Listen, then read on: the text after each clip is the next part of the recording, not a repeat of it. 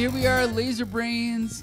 This is Lord Ian's pick. Well, not really, but we'll talk about that in a minute. Hey, I'm your co-host, Mike Out. As always, I'm joined by Champ Ian. Hello, that's me. And today we're talking about, what year was this film from? 1979? That's what the copyright said at the end. All right. 79. Monty Python's The Life of Brian. Okay, we should say quickly what happened was, this is Lord Ian. Lord Ian gave us his pick, and then I misremembered what he said 5 seconds later. Mm-hmm. And then me and Ian put it on the docket. We showed the preview, and then we showed the movie, and then we found out sometime in there that it was not the movie you wanted. Yeah, I suggested Monty Python and the Holy Grail. Yeah. Right, because I think that one's my personal favorite, and I'll save my comments for that one when we do that one. Which we will do eventually. Yes. But we also discovered tonight that we have a Monty Python aficionado here, Laura. Oh, sure, I'm a fan. Yes, yeah. You know your stuff, right?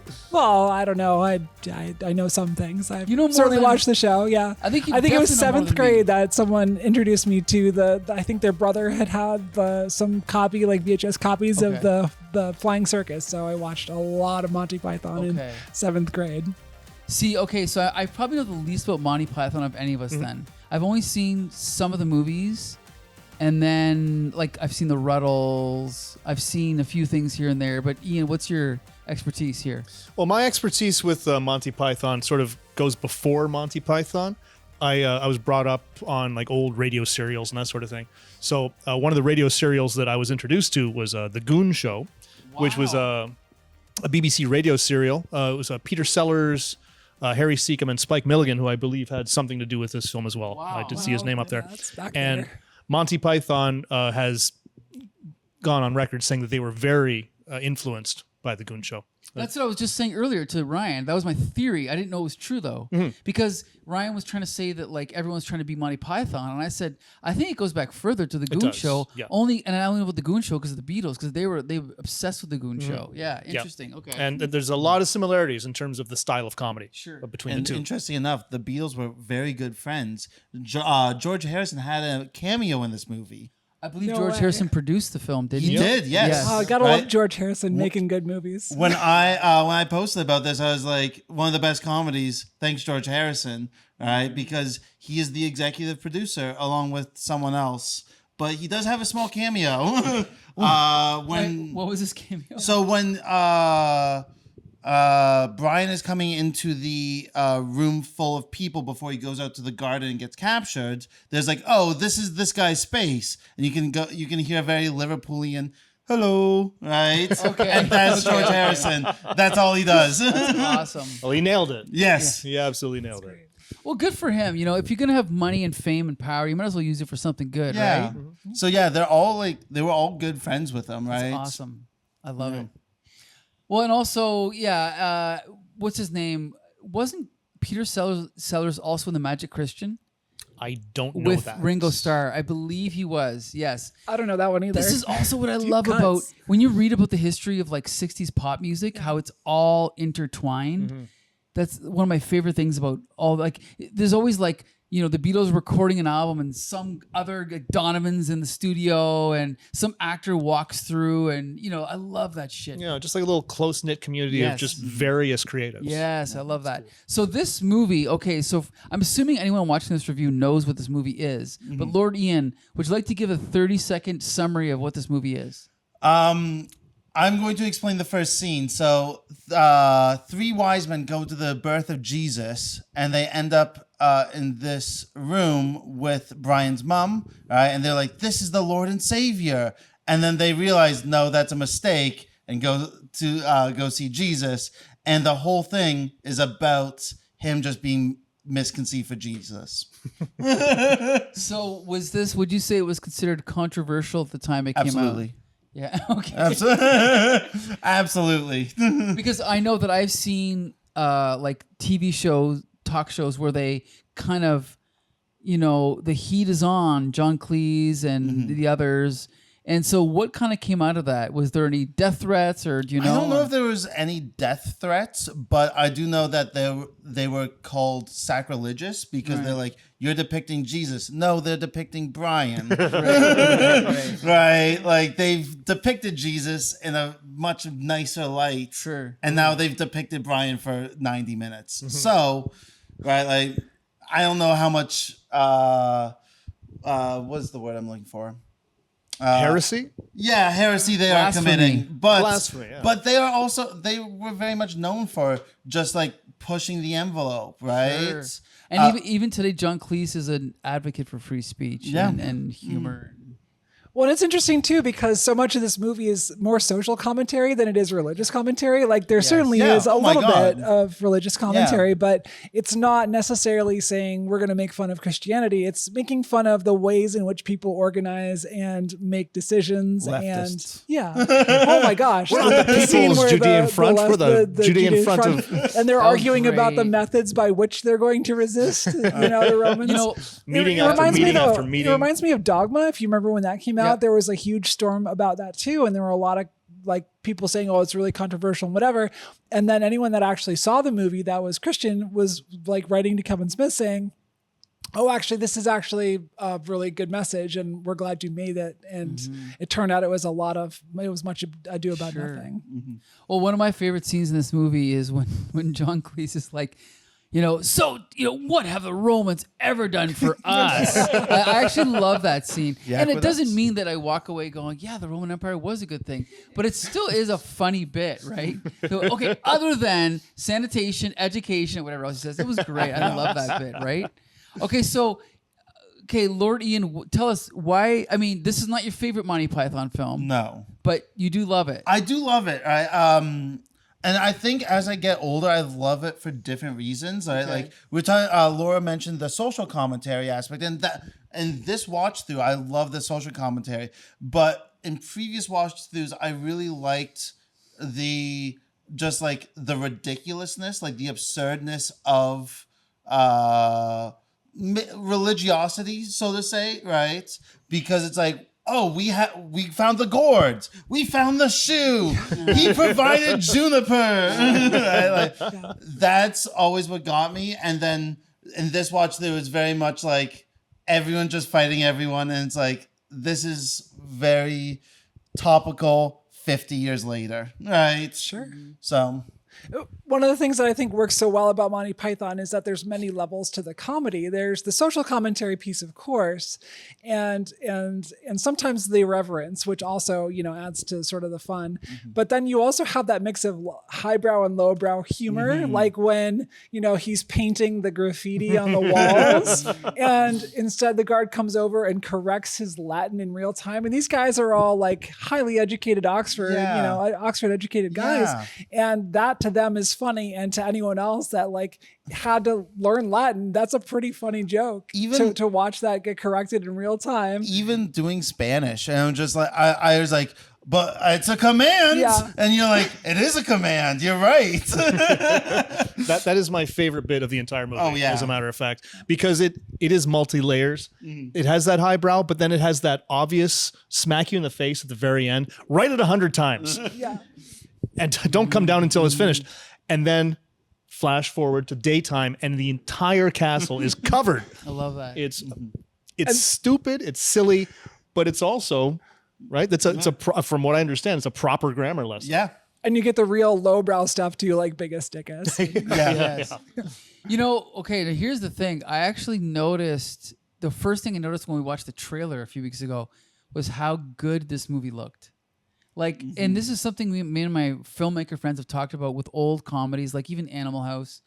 We're like, this is weird because like low budget comedies from the 70s somehow look better than big budget movies from now. Everyone talks about the whole Netflix cinematography, how crappy the lighting is. And this movie actually looked really good. If you just kind of like looked at it sideways, you wouldn't know it was a satire. No. And many of the scenes, obviously some of the scenes, but like certain shots, you're like, this actually looks. Did anyone else notice that? There was a lot of effort put into it, right? And right from the beginning, they filmed it in Tunisia, right? Yeah. Where are we going to film this Right. this ridiculous comedy? Well, I don't know. Let's travel and move the entire Right. production to Tunisia and do it there. Now the sets are great Yeah. because, right? I don't think they built them. It's just like stuff Just that they whatever's had, right? available. It looks incredible. But even like to be fair, the attention to detail with the costuming was good. And like the scene when near the end when they're looking out the window and the crowd is shouting back at them. Again, if you blink, if you kind of squint, it looks like a real scene from a Bible epic from the 50s or 60s. It looks good. Like there is some thought put into composition and lighting and all that stuff. They know what they're trying to parody, and they do a very good job of it. I think they have to take extra care to do that too when they've got so many actors playing multiple roles, and they That's have to true. think like, oh, when these guys cross, we have to shoot back. And I noticed that a couple of times Yeah. where it was like the only way they could have done this if they'd meticulously planned out how they were going to shoot it to make these characters cross while the same actors, other characters were off doing something else in Noticed all another that, too. frame. It's like, wait a second, weren't you just Eric Idle, when he's up on the cross, but he's also in the crowd. That was the one time I really noticed that, about like the blocking, about the actors and stuff like that. There was another moment that caught me, which was early in the film where Jesus is up giving his sermon, and I think that they're playing multiple roles in the back, arguing, but then also a little bit ahead of that, and then the soldiers also kind of coming through. So there's like there's sort of these multiple layers of that happening, and then there's a scene where they all have to kind of go off in one direction, and I was like, yeah, that's where they must have just like had to. So second day shoot, have this thing happen over on the other side here.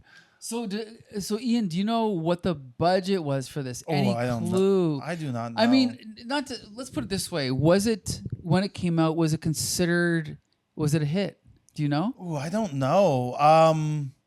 I think it did well for itself. I don't think it was like a smash hit. Okay. Right? At least over here, right?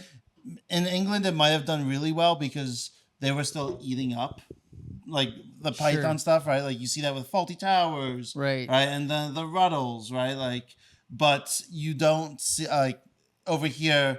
It didn't get as far. Sure, but it certainly has a cult following, and we know that because when we posted the ads on Facebook, we got tons of feedback and tons of interaction from people that didn't come. None of them came.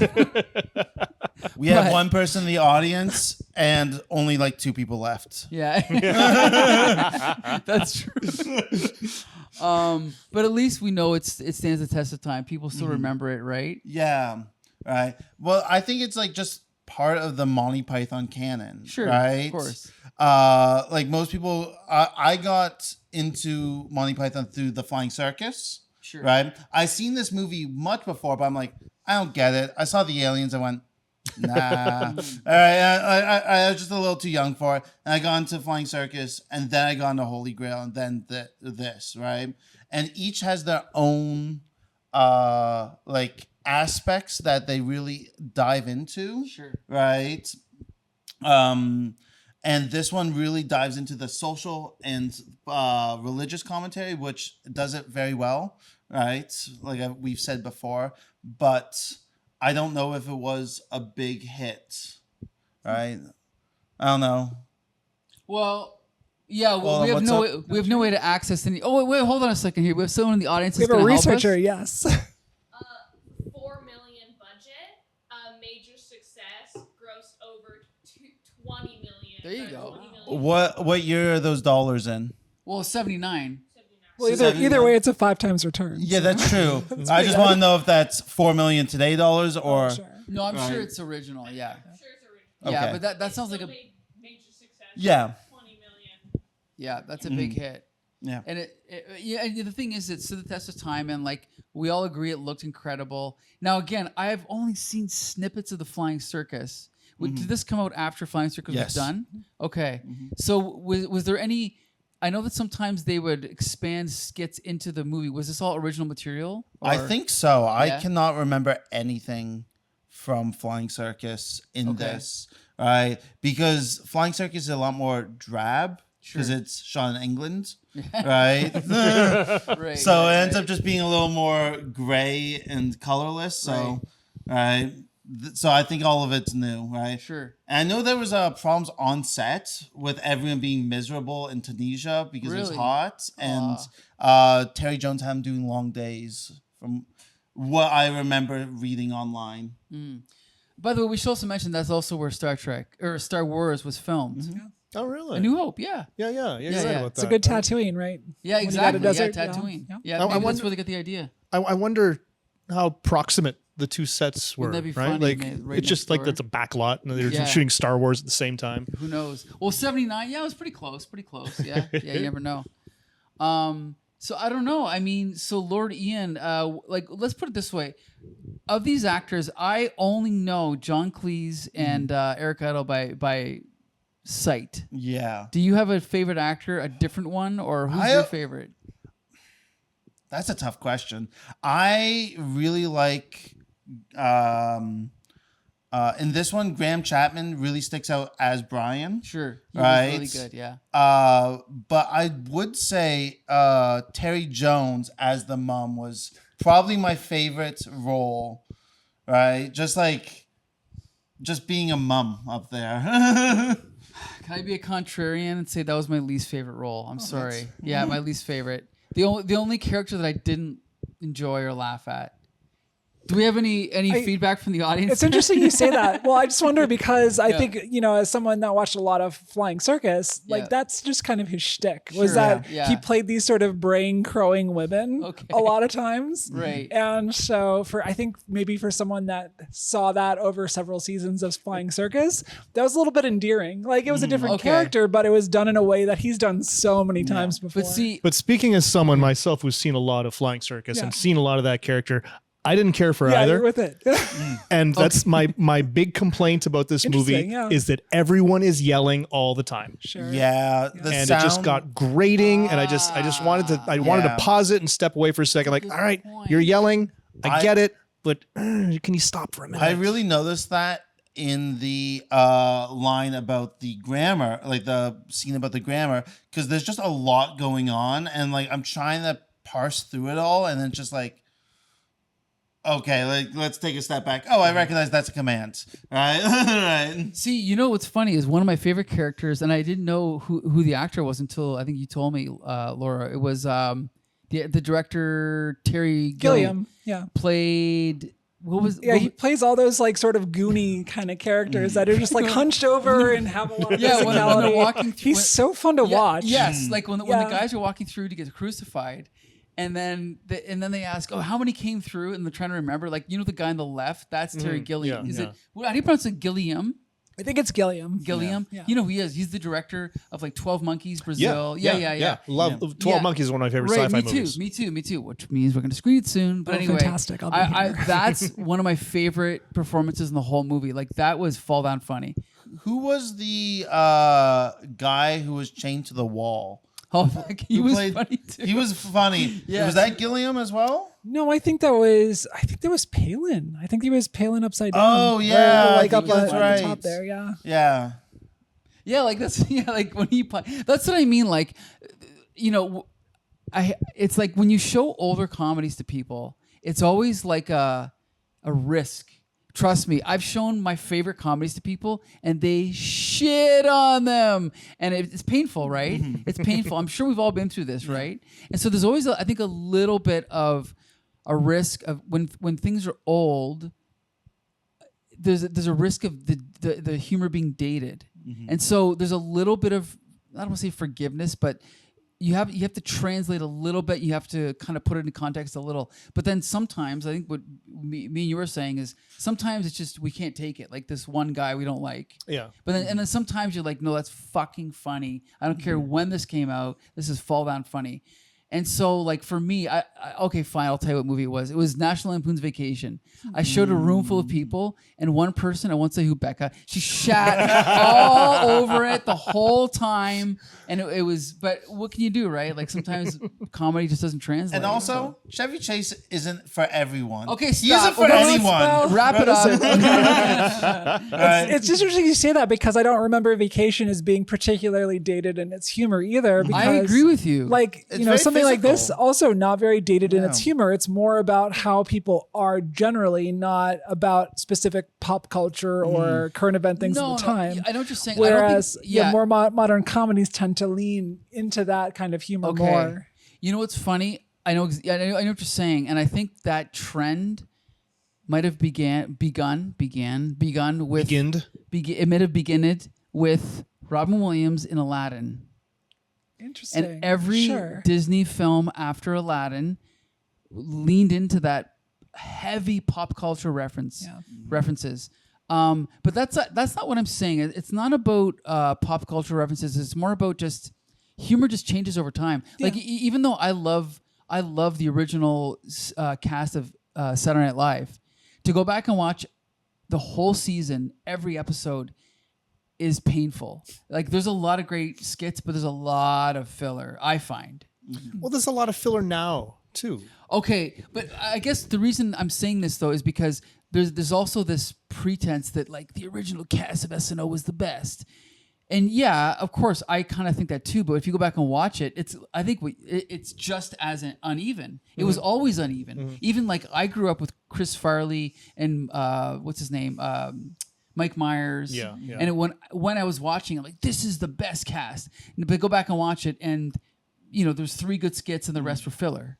So you only remember the good ones, right? That just might be Saturday Night Live in general. That could, but I know what you mean though. Like in comedy, just the vibe of it, right? Like the pacing and the tone, and just like little stuff. Not necessarily how it's written, but how it's performed. And if you don't have your mind open, right? And a lot of people don't. If it doesn't remind them of exactly what they're seeing now, then like, I don't understand what I'm seeing. It's very tricky because I think humor, and I think. Cause we're getting very philosophical here, but I think that current humor is even it changes faster because of the internet. Because things come and go so quickly, and it's not just about a reference. It's not. I'm not saying it's like a reference to a meme. I'm not saying that. I'm saying like humor can get so multi-level so quickly that if you're not in at the beginning of like a trend, you'll never get like the 15th generation of what that trend is.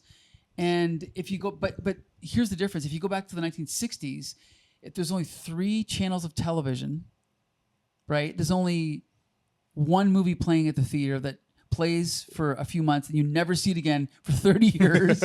So the humor is different.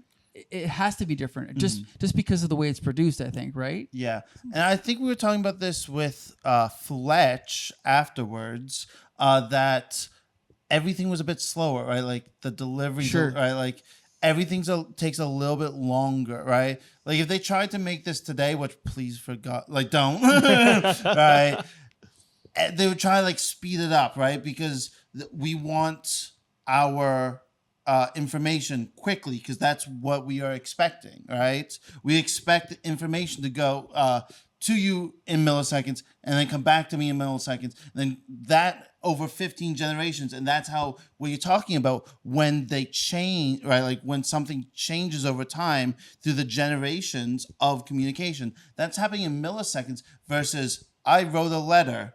I hope to hear back from you before the typhoid gets you. No, that you're actually right. No, what you're saying is totally true. It's like if you look at even the rate of change of say technology, like the fact that we went from the Wright brothers to being on the moon in like 80 years.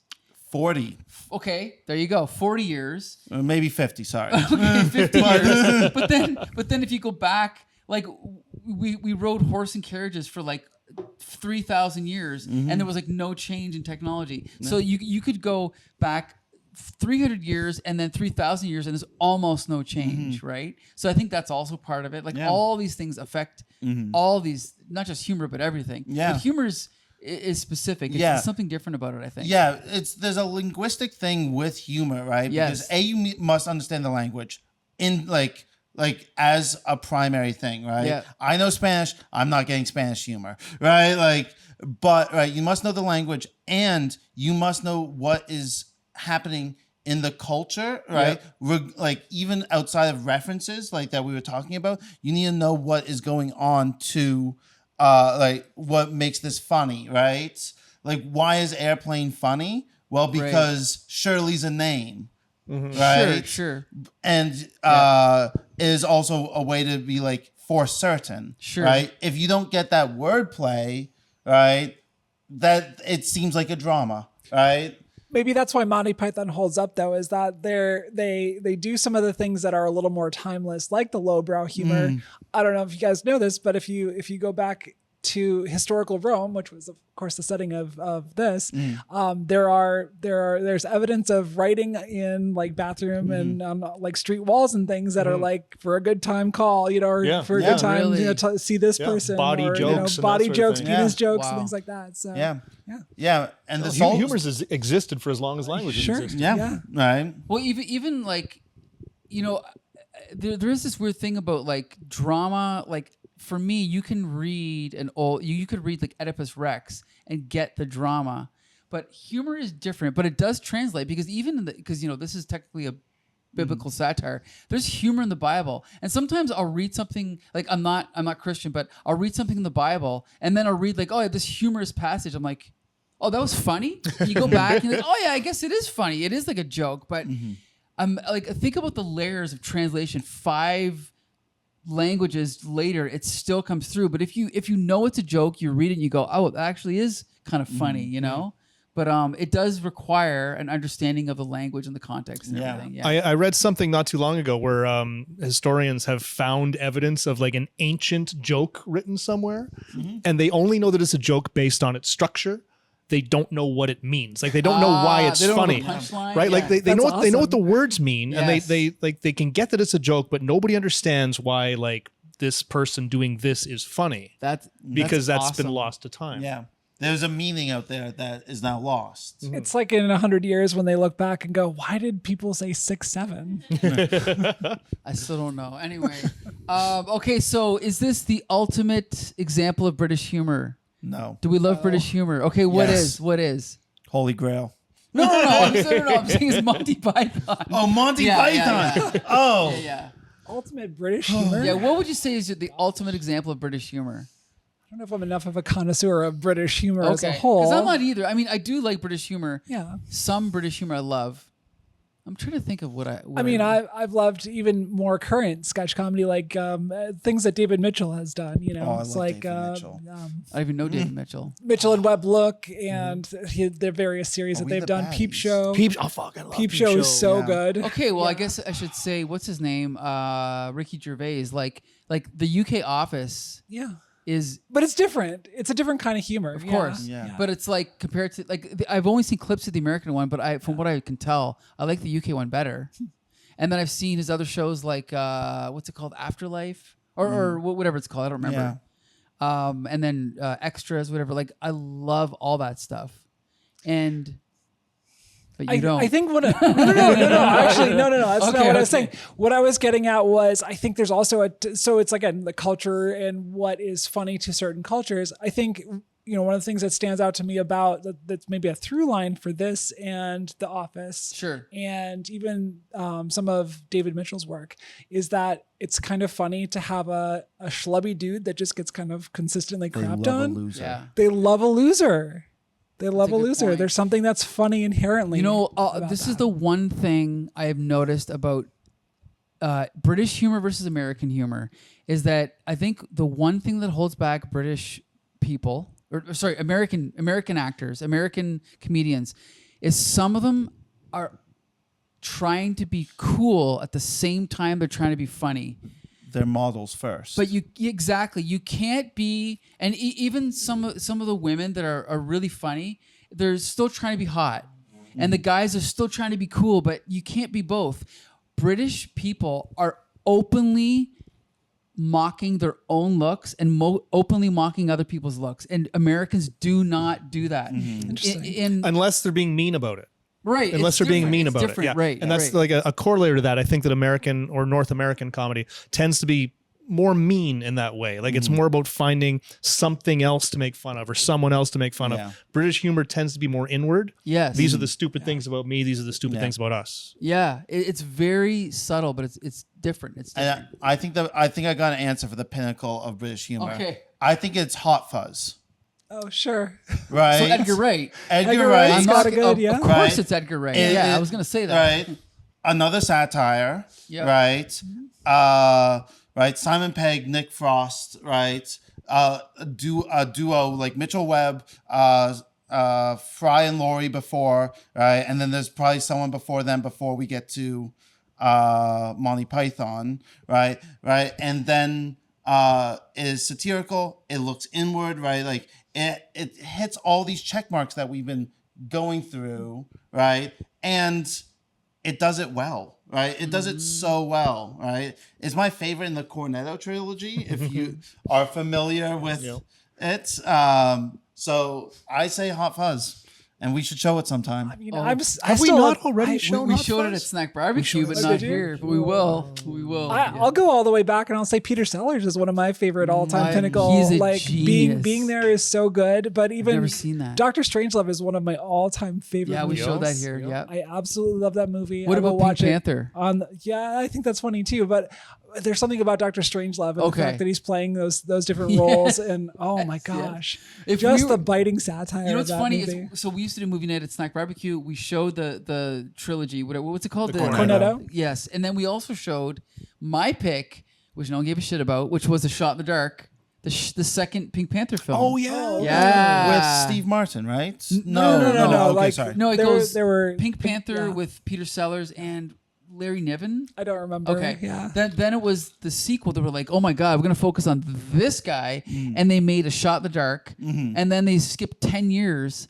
And then it became a thing. And it wasn't as funny. It was like the Pink Panther returns, the Pink Panther strikes again. Yeah. And they just were never as funny. Then they did a reboot with Roberto Benigni. Oh, I didn't know about that. Yeah, Son of the Pink Panther, maybe one or two. Then like 15 years later, they did the Steve Martin one. Oh, Yeah. gotcha. It's a I've only bizarre seen the series. Steve Martin one. Okay. So I don't know what else we have to say about this movie. I'm glad that it exists. It's not my favorite comedy. Like, to be objective, I mean, I was more amused than I was laughing. I was laughing, but I wasn't. It wasn't like my favorite comedy of all time is National Lampoon's Vacation. Sure. And this, I was not laughing nearly as much, but I still appreciate it and admire it. Champion. What do you It's think? it's my third favorite Monty Python movie Okay. behind Out of the three. out of the three. It's I still enjoy it. My favorite is The Meaning of Life. So I mean, I'm a weirdo, Yeah. but I'm also glad it exists. It's important. There's nothing else like it. Right. Yeah, I agree with that take, Ian. Right, like except for that's your least favorites. But like, there's nothing. There can be nothing like it. Right, like this was such a lightning in the bottle moment, right? That they captured, put out. It can't be redone, and that we.